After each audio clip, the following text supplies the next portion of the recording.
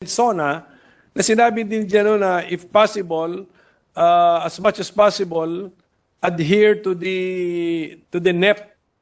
Maybe I do not know if he was referring to the NEP amounts, but to the spirit and the main programs in the NEP. Maybe that was what he was referring to. So, yan lang po yung tanong ko. Did we change anything radically in a committee report? Well, Mr. President, as I mentioned, let's go level for the NDRRMF. The 2024 yes, level. Sige, para lang alam natin kasi ubos na daw siya ngayon eh. So since we're planning for 2025, i-input natin yung 2024 experience, Mr. President. 20.5 billion 20.5. the NEP in. So may increase pa rin. 20.5 is the level of that fund for 2024. For 2024. Okay, kahapon, sabi ng Presidente, ubos na. Ipapakonfirm natin sa DBM kung ubos na or paubos na. Okay, 20.4? What is to that disaster fund? Because recent experience have shown that we really need to augment the fund. Kasi November pa lang, this year, ubos na eh. Mr. President, that can be taken into consideration when you make your proposals. But again, I would just like to reiterate the rationale behind it. The contingency fund can be transferred to any department. It's 5 years, 1 billion ang ginastos. Total 1 billion, not 1 billion per year. Well, total of 1 billion. Okay, sige. Oh, so 1 billion a year. Oh, yeah. So, Mr. President, yes, it just underscores really the health of our banks. Of course, we're not taking that for granted. We still have 250 billion, but even if we double, triple it based on average, we're still okay, and we have the assurance that we can cover every deposit, the insured amount of 500,000 pesos. Yes, well, I do not know the mathematics there of how much should that fund be. Akala ko bago na projects you approved the Cavite Industrial Area Flood Risk Management Project and the Pasig Marikina River Channel Improvement Project Phase 4. Akala ko bago. That was the impression I got yesterday. Ngayon now the correct information is that we will be getting supplemental loans for these two projects. So nag-increase ang costs nila. Tanong yan na Mr. President kasi debate tayo ng debate dito, nag-guard kami sa plenary. Mr. President, only for national disasters or urgent needs, pagka confidential and intelligence fund, dapat hindi. Hindi naman talaga. Oo, dapat hindi kasi and sa 2024 binawalan na yan sa GAA. Dapat daw hindi. Contingency to. Okay, so merong special provision that the fund, confidential or intelligence funds for non-security agencies unless the President certifies it necessary. So it can for those who are already legitimately given CIF. Kasi Mr. President, sabi ko, debate tayo ng debate sa floor, binabantayan natin yung mga levels ng level ng confidential and intelligence. Tapos pwede palang i-augment from the 13 billion contingency fund. Mr. President, with the if the President deems it necessary, but I was told that this was actually a line added here in the Senate, which we can always amend later on. Kasi or be specific about what constitutes a national emergency for the utilization of that fund. I hope that the chairwoman appreciates my point na, di ba, debate tayo ng debate rito, binabantayan natin yung level ng mga CIF, and yet meron palang 13 billion na mas malaki pa sa level ng CIF na pinag-uusapan natin na potential source to add. It doesn't make sense, Mr. President. No, it doesn't. This was from last year, which can definitely be amended. And Mr. President, for the record, none of the contingency fund from last year was actually used for this year was used for CF or IF.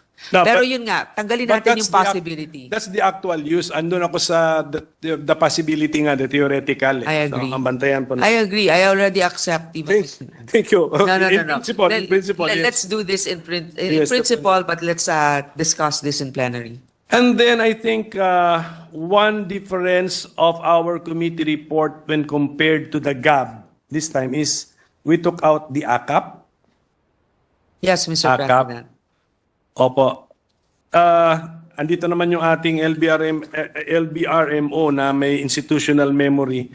Last year ba yung AKAP ay kasama sa GAB o hindi? May we know, Madam, Chairwoman? Hindi po kasama sa GAB. Hindi nga kasama sa GAB. So last year, si AKAP, wala na sa NEP, wala pa sa GAB, lumabas sa BICAM. Okay, ngayon, sa ngayong taon, si AKAP wala sa NEP, pero nasa GAB. Tapos, so, improved. Actually, if you look at the basic facts, improved ang situation ni AKAP because it's now part of GAB. So, what is the reason why in some parts of the GAB, sinunod ng committee natin, how come this part of the GAB where there is an AKAP to the tune of, ang AKAP kasi is Ayuda sa Kapos ang Kita program to the tune of 39 billion. So, on that point, hindi tayo nag-agree sa GAB. May we know the reasoning of the committee? Mr. President, this is also in deference to the Vice Chair of the Committee on Finance for the DSWD. When I spoke to her about this, what she said is she would like to discuss further and to look into what really is the report on the progress of AKAP. Who has it been disbursed to?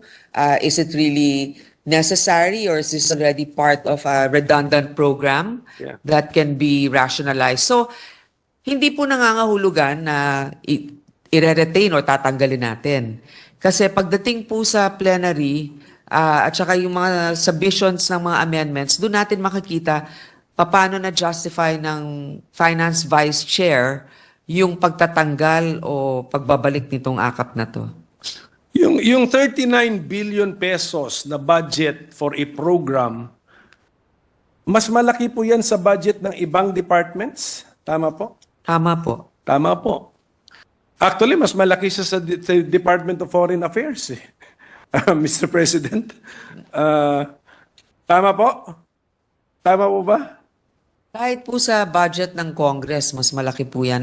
Kaya nga po, wag natin i-compare sarili natin. Let's say sa Department of Foreign Affairs. mas Tama? malaki. Oh. Alam niyo po, talagang nagulanta nga ang marami dahil nga, syempre hindi naman barya-barya lang ito. Ngayon, kung talaga namang nakakatulong, kailangan malaman din natin, no? Paano ba ito nakatulong? Ito ba ay kailangan o umulit lang sa isang programa na pwedeng doon na lang natin ilagay imbis na dito? So, yun po yung mabuti rin maringgan pagdating sa budget ng DSWD. Pag-explica ng, alam ko naman, very efficient yung ating secretary ng DSWD. Baka mas kaya niyang i-explica kung paano ba nangyari ito, paano ba ipamahagi ito. Tapos, malaman natin sa Finance Vice Chair kung ito ay tatanggapin niya at ano ang dahilan kung tatanggapin niya o hindi niya tatanggapin. So doon po sa DBCC and the DBM which drafted our the budget, may we know the reason why they dropped AKAP? Because AKAP is in the GAA. GAA 2024. So alam nila yun. May historical knowledge sila o historical data. But they dropped AKAP from NEP. May we know the reason why? What is the economic manager's thinking, Mr. President? To also guide us.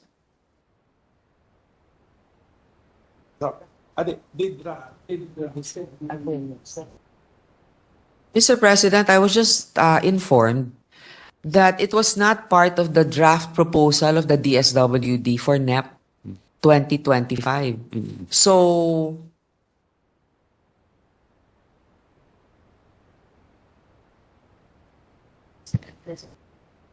Hindi kasi paakyat yung ano, wala nga sa DSWD. So, sa GAB, dinagdag po ito. Okay, so ibang process po yun. Okay po. Pwede humingi na advice sa economic managers? Is this expenditure, 39 billion peso expenditure, a wise expenditure?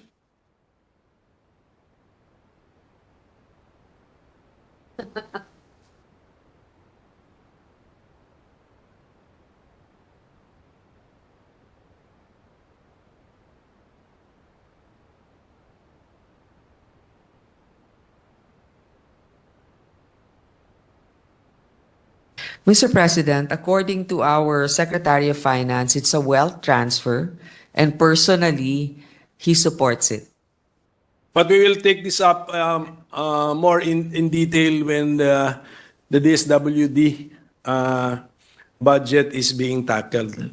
Because yun na nga, it's a wealth transfer, but because of lack of particulars, we are not clear on who we are transferring that amount to, Mr. President.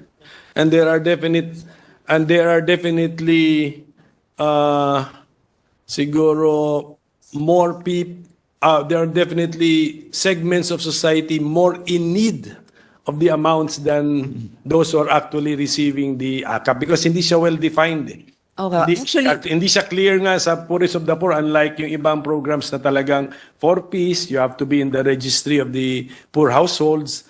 Ito, subject to. I think, ganun, anyway, wala naman siya sa committee report natin, but if ever if the amount will be restored, then kasama niya yung mga special provisions na kadikit niya hindi rin clear dun who will be the recipients of AKAP. That's the I agree.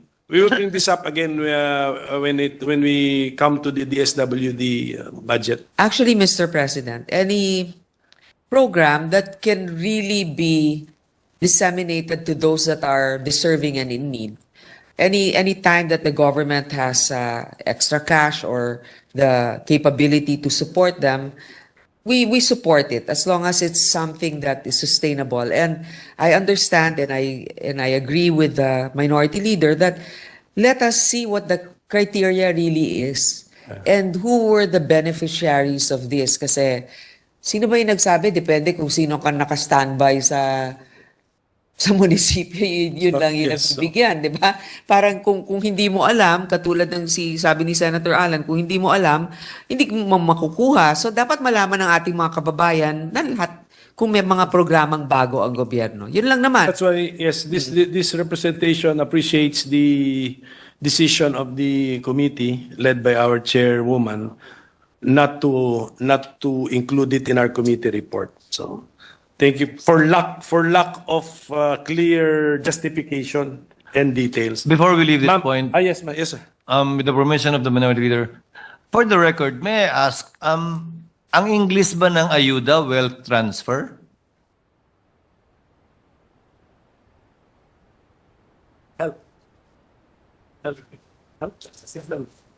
No, is that how the economic team views ayuda programs of the government as a wealth transfer mechanism? Mr. President, it's partially true because it's transferring wealth to the poor. There are certain or lower middle class. Kasi nga, di ba, it's wealth because I guess it's an asset that we have, cash reserves or whatever, and the allocation of which we transferred. So If it's wealth transfer in part, what is the other part? In part lang kamo eh. What is the other part of ayuda? If it's not just wealth transfer.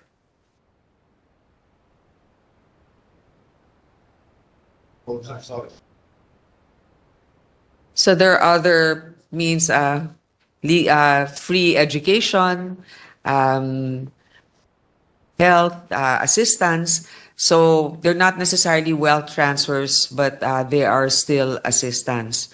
So wealth transfer would only refer to cash transfers, Yes, Mr. President. not to transfers or assistance that are in kind. For now, that's a loose educational loose assistance, definition. health assistance, they're not viewed as wealth transfer mechanisms of the administration. Yes, not necessarily. So it's a loose definition, but basically what we're saying is it's something that we are imparting, sharing also na makarating dun sa ating mga kababayan. Thank you, distinguished It's sponsor. 1% of GDP. Minority Leader, Redistribution of wealth. All Minority Leader, madami ka pa. Si Senator Bato, ang last na after you. Hindi kita minamadali, nagtatanong lang ako, ikaw naman. Hindi, okay. Maaga pa po, Mr. President. I'm just I think asking. 1 hour pa lang tayo. Hindi 1 hour and a half. 1 hour and 15 minutes. Yes, no, but before I forget, Mr. President, ito na muna about the budget na muna. The gentleman will continue. Yes, yes. Our 2025 proposed budget is 10% higher than the 2024. So Yes, Mr. President. may we know what caused the increase and how come it reached 10%, Mr. President? Well, the highest allocations are, as stated in our constitution, DepEd, di ba? Tapos, actually, 7.4%. Huh? 7 point. It's in the president's 10.1%, message. It's 10.1%. 10%. Yes. Oo. Now, pero 7.1, May we get the figures right, Mr. President? so, okay. So, now, Mr. President, it's strategically crafted to balance fiscal responsibility and the need to boost investment in growth-enhancing expenditures.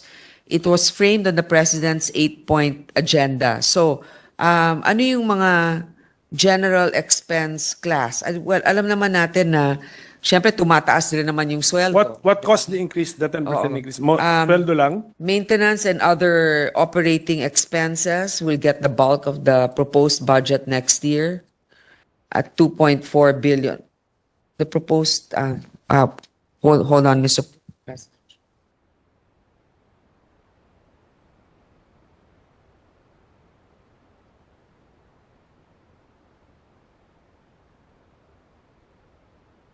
Again, going back, the ones that have the particular increases, no? Alam natin the expenditure, the highest is always DepEd. Then we have the DSWD. But for DepEd, for example, computerization program from 8.9 billion 2024 to 12.4 billion. Teaching allowance. Di ba, dinagdagan natin ito? Yes. From 4.8 billion, naging 9.9 billion na. So doon pa lang, makita mo na yung textbooks from 12 to 12.4 billion. Last mile school program. And tapos, learning tools from 3. Sorry, Mr. President. Yung higher allocation for health sector, the Philippine Health Insurance Corporation, PhilHealth. Siguro itong VP na. Tapos, yung mga hospitals, for example, DOH Metro Manila hospitals from 18 billion to 23 billion.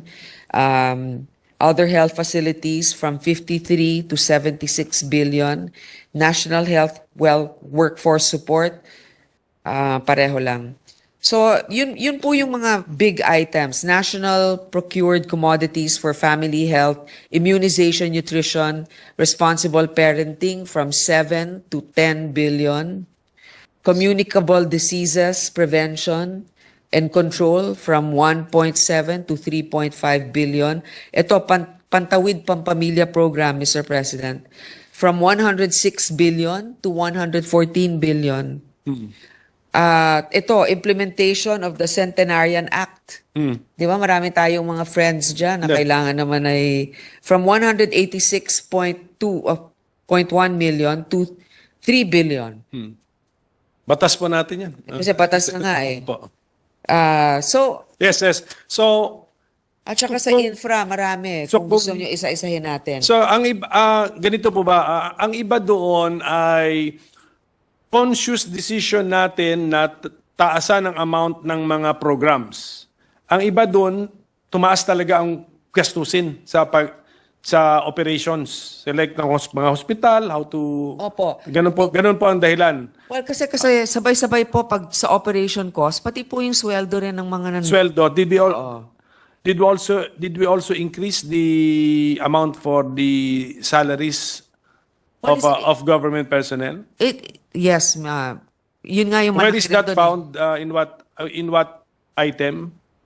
sa MPBF. MPBF. And actually meron ba legal basis for the increase in the pay of the government employees? Well, first of all, may executive order rin yung presidente, Mr. President. Okay.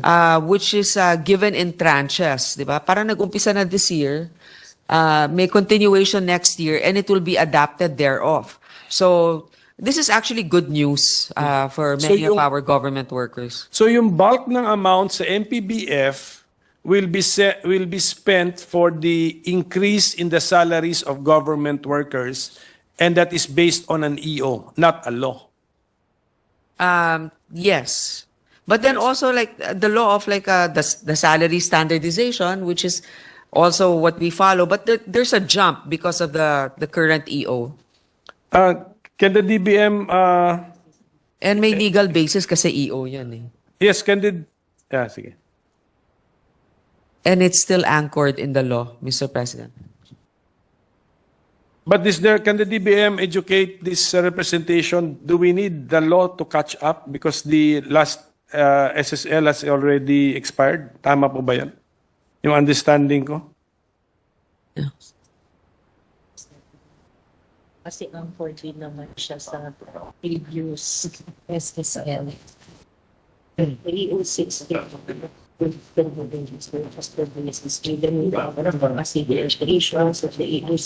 Tama ba? Nag-expire naman SSL?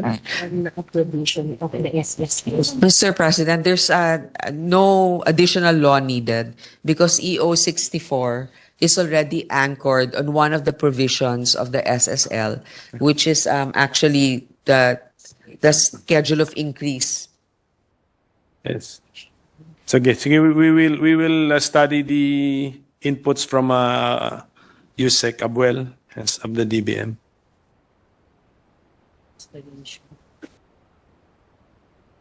Kanina po tinanong ko yung total amount for our overseas travel. May we know now this time what is the total amount for our ayuda programs? Feel free to define what is an ayuda program, Madam Chairperson. 253 billion is allocated for ayuda. 253.4 billion is allocated for ayuda to provide financial support to vulnerable populations. The DSWD will receive the highest allocation, 205.5 billion. Of this amount, kasama yung Pantawid Pampamilya Pilipino Program, 4Ps, which will get 114 billion. Sige po, kahit na, okay. Wala pang akap dito. Yes. So, we have been given the figure of around 253 billion pesos in our budget for next year will be for ayuda, and the ayuda programs are named what? 4Ps? What else po? Pantawid Pampamilya. Yan yung 4Ps. The other Ano po? one is social pensions. social pensions for indigent citizens, SOCPEN. And then Foods, Philippine Foods. food stamp, Philippine food stamp for 1.8 billion. Sustainable Livelihood Program, SLP, 4.4 billion.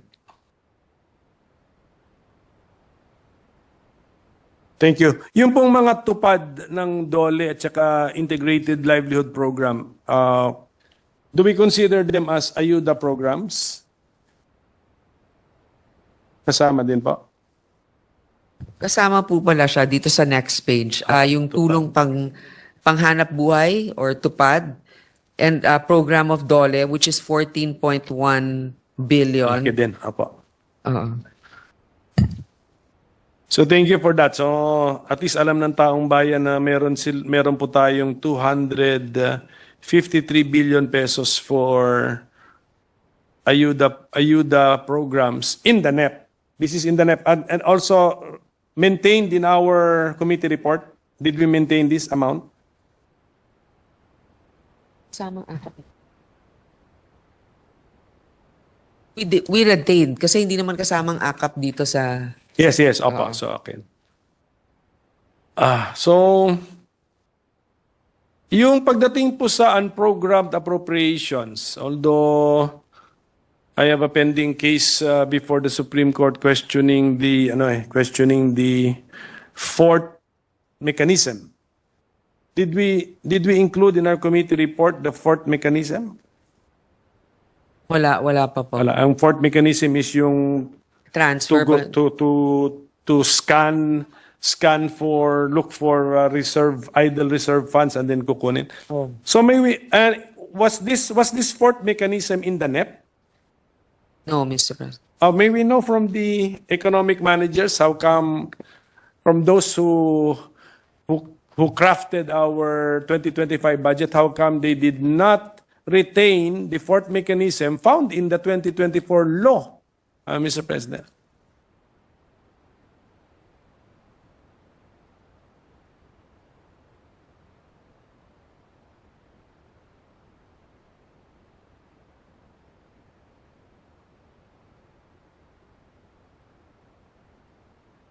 Ito na yung release mo. Ito naman yung sa'yo sa PhilHealth.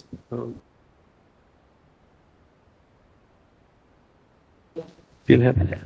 Mr. President, they deemed already efficient the excess revenue, especially now that there's an ongoing court case. Meron na namang 158 lang ang prinopose. Oo, for... What does that mean? 158? 158.7 billion or 2.5% for unprogrammed. Oh, yeah. Okay. Maliit lang. Oh. Likewise.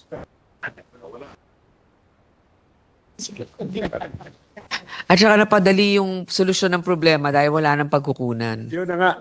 So yun ang tinatanong ko, was that meant to be a one-time exercise of that power, Mr. President?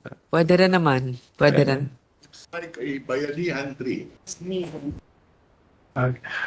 Okay. In the exercise of that fourth mechanism, yung sweeping the excess funds, how much was